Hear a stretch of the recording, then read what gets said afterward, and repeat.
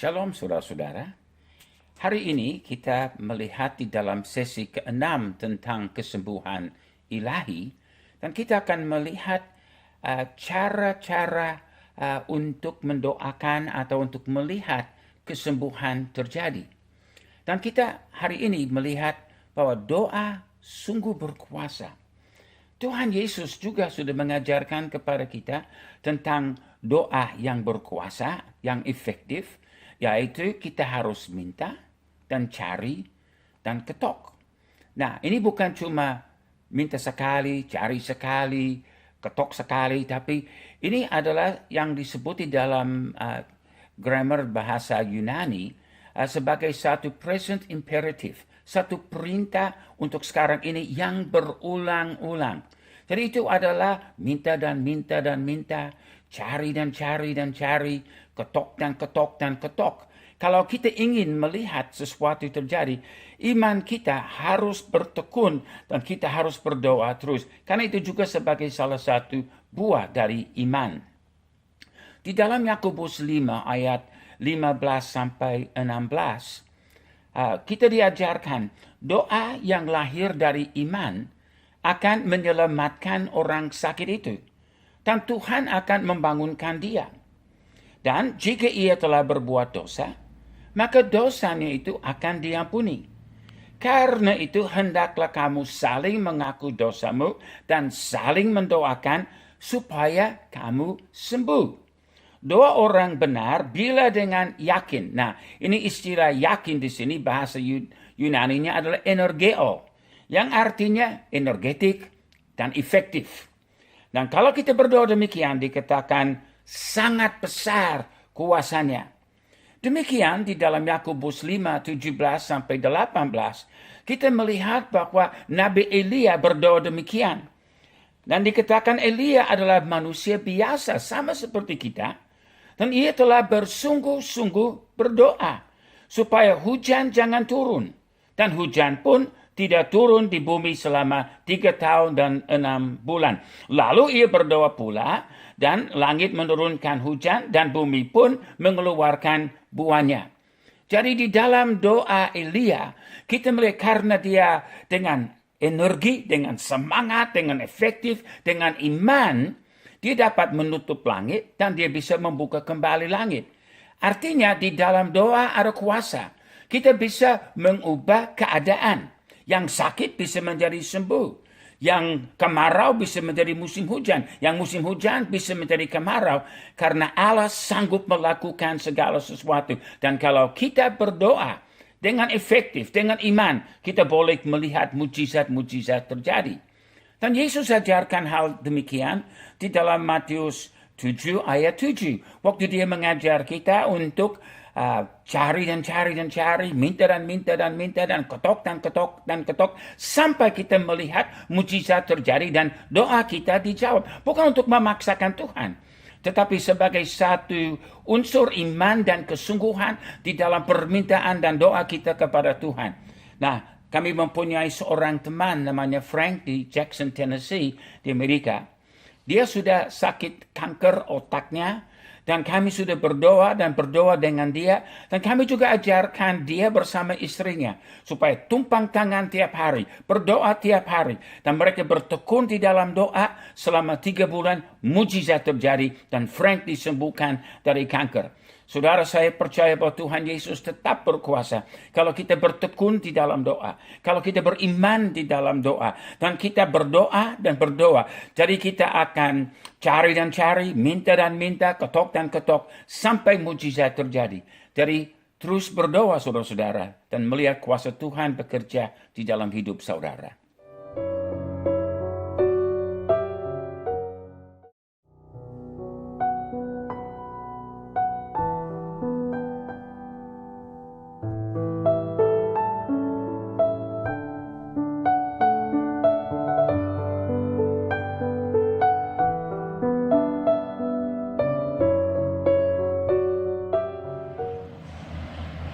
Dalam sesi yang ke-7 hari ini, kita akan melihat lagi tentang cara kesembuhan secara ilahi. Yang kita akan melihat hari ini adalah prinsip berdoa dengan mengisi cawan emas. Ini saya akan gambarkan dengan kesaksian seorang murid kami dulu yang namanya Henos Bebau dari Sulawesi Tengah. Nah, di dalam kitab Wahyu pasal 5, kita melihat bahwa para penatua atau tua-tua sedang berdoa. Dan firman Tuhan katakan ke-24 tua-tua itu di hadapan anak domba itu masing-masing memegang satu kecapi dan satu cawan emas penuh dengan kemenyan. Itulah doa orang-orang kudus. Lalu kita lihat di dalam Mazmur 23 ayat 5, di mana dikatakan pialaku atau cawanku penuh melimpah. Nah, Henos Bebau adalah seorang buta. Dia masuk sekolah Alkitab, tidak bisa melihat apa-apa, tapi dia adalah orang yang cinta Tuhan Yesus. Dia seorang Bugis yang menjadi percaya kepada Yesus dan sudah puluhan tahun berdoa dan percaya Yesus akan menyembuhkan dia. Saya sudah mendoakan dia berulang-ulang kali, tapi saya tidak melihat dia sembuh. Setelah 2 tahun di sekolah Alkitab, dia kembali ke desanya di wilayah Tomini, Sulawesi Tengah. Dan di situ dia mengalami mujizat Tuhan. Pada jam 4.30 pagi waktu dia bangun dan berdoa, tiba-tiba matanya menjadi pedis. Seperti ada orang taruh sambal di dalam matanya. Dan setelah dia berdoa, dia membuka matanya. Dan dia sudah menjadi sembuh. Waduh, orang buta datang dari mana-mana. Ingin mengetahui apa rahasianya. Apa rahasianya orang buta bisa disembuhkan. Dia berkata kepada mereka, bertobatlah dan percaya kepada Yesus. Berdoa selama 20 tahun dan kamu akan sembuh. Aduh, ini mengejutkan mereka. Tetapi kesaksian Henos, sama seperti dalam Yohanes 9 ayat 25. Dia berkata seperti ini, satu hal yang aku tahu, bahwa aku tadinya buta dan sekarang dapat melihat. Mujizat dapat terjadi dengan mengisi cawan emas. Dan di dalam kehidupan Henos, satu hari tiba, cawannya penuh melimpah dan kesembuhan terjadi. Sabarlah, berdoalah dengan iman dan kuasa Tuhan akan nyata.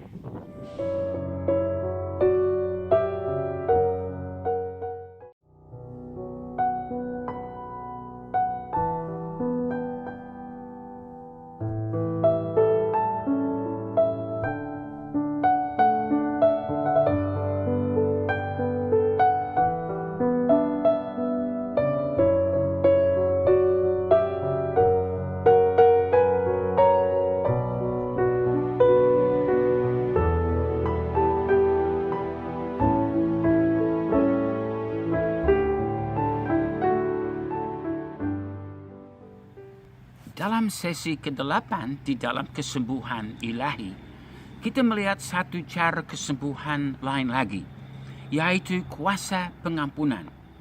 Pengampunan adalah sesuatu yang sangat penting di dalam firman Tuhan.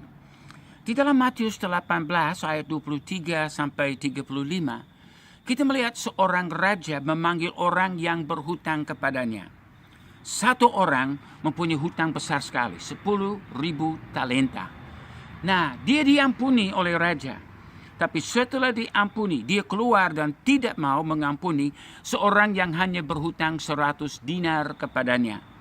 Wah, raja memanggil dia kembali dan membatalkan pengampunan sampai dia harus masuk ke dalam penghukuman abadi. Nah, 10.000 talenta kalau dihitung itu adalah satu jumlah yang sama dengan gaji sehari 170.000 tahun. Artinya, hutang yang mustahil dibayar. Pengampunan adalah kasih karunia. Tidak harus orang layak, tetapi harus hati dari kita terbuka. Seperti Yesus di kayu salib yang berkata, ampunilah mereka Bapa, mereka tidak tahu apa yang mereka perbuat.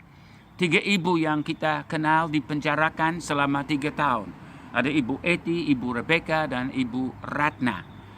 Nah, mereka bisa menjadi pahit. Mereka bisa menjadi marah karena mereka dituduh dan difitnah.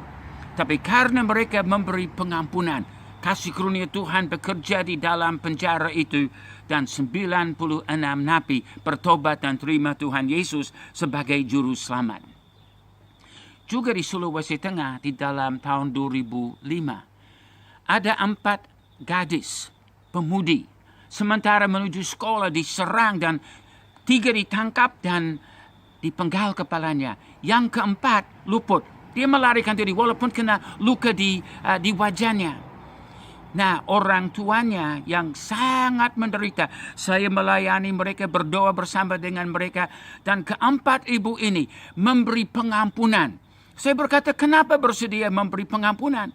Mereka berkata, karena Yesus berkata, kita diampuni, jadi kita harus mengampuni orang yang lain. Jadi mereka mengalami kesembuhan di dalam hati mereka. Mereka tidak akan lupa peristiwa itu, tetapi mereka tidak mau kena kepahitan di dalam kehidupan mereka. Mereka masuk TV nasional, Metro TV, dan mereka menyatakan pengampunan di dalam nama Tuhan Yesus Kristus. Respon Allah luar biasa. Ada anak-anak yang diurapi oleh Tuhan. Mereka membuat penginjilan lapangan, ribuan orang datang. Di rumah kita melihat orang-orang sakit disembuhkan. Bahkan sampai dari lantai sampai di lotengnya penuh dengan kursi roda dari orang-orang lumpuh yang sudah disembuhkan. Kuasa Allah dinyatakan. Kesembuhan terjadi karena kuasa pengampunan sudah diberikan. Di dalam 2 Korintus 10 ayat 4. Dikatakan senjata kami dalam perjuangan bukanlah senjata duniawi, melainkan senjata yang diperlengkapi dengan kuasa Allah yang sanggup untuk meruntuhkan benteng-benteng. Dan kita melihat bahwa dengan pengampunan, kesembuhan dibebaskan. Kita melihat orang jiwa bertobat dan menjadi percaya kepada Yesus. Dan seperti Roma 7:23 sampai 25. Siapakah yang akan melepaskan aku dari tubuh maut ini? Syukur kepada Allah oleh Yesus Kristus Tuhan kita. Ada mayat di belakang kita. Mayat ketidakampunan. Mayat kepahitan. Tapi kalau kita mau mengalami mujizat Allah, buanglah mayat itu di dalam nama Yesus. Supaya kita bebas dari kepahitan, kebencian. Dan kita dapat melihat kuasa Tuhan bekerja lewat pengampunan. Dan banyak jiwa disembuhkan. Dalam nama Yesus, lakukanlah.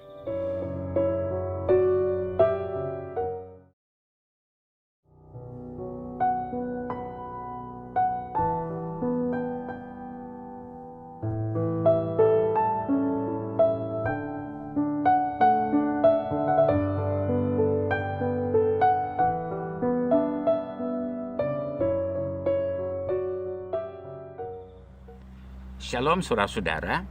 Di dalam sesi ke-9 tentang kesembuhan ilahi, hari ini kita akan melihat tentang satu cara kesembuhan, yaitu tentang pelayanan kasih dan belas kasihan. Hal ini kita melihat nampak di dalam kisah orang Samaria yang baik yang kita baca di dalam Lukas 10 ayat 30 sampai 37. Tapi kita mulai baca dari ayat 33. Lalu datang seorang Samaria yang sedang dalam perjalanan ke tempat itu, dan ketika ia melihat orang itu, tergeraklah hatinya oleh belas kasihan. Ia pergi kepadanya lalu membalut luka-lukanya. Sesudah ia menyiraminya dengan minyak dan anggur, kemudian ia menaikkan orang itu ke atas keledai tunggangannya sendiri, lalu membawanya ke tempat penginapan dan merawatnya. Keesokan harinya, ia menyerahkan 2 dinar kepada pemilik penginapan itu. Katanya, rawatlah dia, dan jika kau belanjakan lebih dari ini, aku akan menggantikannya waktu aku kembali. Kita melihat bahwa orang Samaria yang baik, dia adalah orang yang walaupun tidak kenal orang ini, dia bersedia memberi segala sesuatu untuk melayani orang yang sudah dipukul sampai setengah mati dan dalam keadaan tak berdaya untuk menolong dirinya sendiri. Di sini kita melihat seorang yang bukan hanya perlu kesembuhan secara jasmani, tetapi dia juga punya luka-luka tentang harga diri Dia sudah dibuang oleh orang-orang sebangsa, dipukul-pukul oleh orang-orang sebangsa. Tetapi orang ini harus mengalami pemulihan harga diri. Nah, jadi orang Semari yang baik menunjukkan bahwa orang yang dipukul-pukul ini adalah orang yang berharga. Pelayanan kasih dan belas kasihan seperti ini adalah pelayanan yang kita banyak perlukan pada saat-saat ini di Indonesia. Untuk kita melihat orang disembuhkan, untuk orang bisa mempunyai pemulihan di dalam kehidupan mereka. Kalau kita pulihkan harga diri mereka, mereka lebih mudah untuk percaya mereka berharga di hadapan Allah. Dan harga itu dapat ditemukan di dalam Tuhan Yesus Kristus. Saya ingin memperkenalkan dua pahlawan iman, Peter dan Esther Scarborough. Mereka adalah orang-orang yang sedang melakukan pelayanan orang Semari yang baik di Pulau Halmahera. Luar biasa yang mereka sedang lakukan. Mereka sudah menolong orang-orang yang terluka, orang-orang yang seperti tidak ada harapan. Seperti Yulce di Maluku Utara. Lukanya parah sekali. Dan seperti orang menganggap dia gaya binatang atau mungkin lebih baik mati. Tetapi mereka mengatur sebagai tim kami. Mereka sudah membawanya ke Los Angeles, di mana mereka dilayani di Grossman Center untuk pemulihan dari kebakaran. Demikian juga Vino dari Bitung. Lukanya parah sekali. Dia sudah lewat banyak sekali operasi. 5 operasi. Waktu saya di Los Angeles, saya juga di Grossman Burn Center itu. Dia seorang Yahudi punya belas kasihan. Orang-orang ini disembuhkan. Pelayanan Peter dan Esther di Halmahera, banyak sekali jiwa yang mereka menolong karena kasih. Dan Allah bekerja, banyak jiwa bertobat, banyak jiwa sudah disembuhkan lewat pelayanan itu. Dan di dalam Matius 14 ayat 14, kita melihat ketika Yesus mendarat, ia melihat orang banyak yang besar jumlahnya, maka tergeraklah hatinya oleh belas kasihan kepada mereka. Dan ia menyembuhkan mereka yang sakit. Jadi satu unsur penting di dalam pelayanan orang sakit adalah kasih dan belas kasihan. Tuhan memberkati.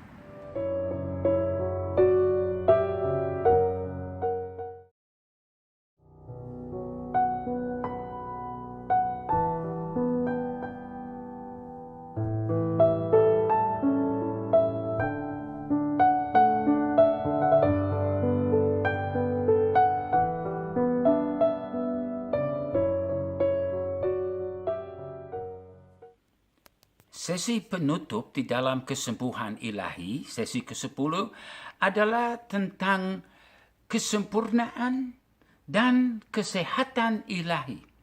Jadi kita bukan sekedar mencari kesembuhan ilahi, kita mencari keadaan di mana kita akan sehat selama-lamanya. Tidak ada cacat celah, tidak ada dosa, tapi kita menjadi sempurna di dalam Kristus. Di dalam 1 Korintus 15 ayat 49 dikatakan, sama seperti kita telah memakai rupa dari yang alamiah, demikian pula kita akan memakai rupa dari yang surgawi. Jadi kita secara jasmani penuh dengan kelemahan dan penyakit, tapi kita nanti akan kenakan rupa surgawi seperti Kristus. Tidak ada penyakitnya, tidak ada kelemahannya, tapi kita menjadi serupa Yesus. Di dalam 2 Korintus 3:18 dikatakan, ini adalah tujuan dan perjuangan kita sebagai orang Kristen untuk bertumbuh di dalam Yesus Kristus. Kita semua mencerminkan kemuliaan Tuhan dengan muka yang tidak berselubung. Dan karena kemuliaan itu datangnya dari Tuhan yang adalah Roh, maka kita diubah menjadi serupa dengan gambarnya dalam kemuliaan yang semakin besar. Dan Yesus tidak pernah sakit. Kita mau menjadi dalam keadaan Yesus tidak pernah akan sakit lagi. Tidak perlu kesembuhan di surga, saudara-saudara, karena sudah sehat, surgawi, ilahi untuk selama-lamanya. Dalam 1 Korintus 15, 51 sampai 54, yang berbicara tentang kebangkitan dan saat Yesus datang kembali, di mana kita diubahkan dan memiliki tubuh yang sempurna, tubuh kebangkitan yang mulia. Sesungguhnya aku menyatakan kepadamu suatu rahasia. Kita tidak akan mati semuanya, tapi kita semuanya akan diubah dalam sekejap mata. pada waktu bunyi nafiri yang terakhir. Sebab nafiri akan berbunyi dan orang-orang mati akan dibangkitkan dalam keadaan yang tidak dapat binasa, tidak dapat sakit, tidak dapat binasa. Dan kita semua akan diubah. Karena yang dapat binasa ini harus mengenakan yang tidak dapat binasa. Dan yang dapat mati ini harus mengenakan yang tidak dapat mati. Maka akan genaplah firman Tuhan yang tertulis, maut telah ditelan dalam kemenangan. Jadi saudara-saudara, seperti dalam Wahyu 21 ayat yang keempat, ia akan menghapus segala air mata dari mata mereka. Dan maut tidak akan ada lagi. Tidak akan ada pergabungan atau ratap tangis atau duka cita atau kesakitan. Sebab segala sesuatu yang lama itu telah berlalu. Jadi Tuhan Yesus bukan hanya mau sembuhkan kita. Tapi dia mau hidup kita berubah menjadi serupa dengan Yesus Kristus. Tidak ada dosa, tidak ada kelemahan, tidak ada cacat celah. Tapi kita menjadi sempurna sama seperti Yesus. Dan kita akan hidup di dalam kesehatan ilahi untuk selama-lamanya. Itu adalah tujuan dari bertumbuh dan jadi seperti Yesus. Amin.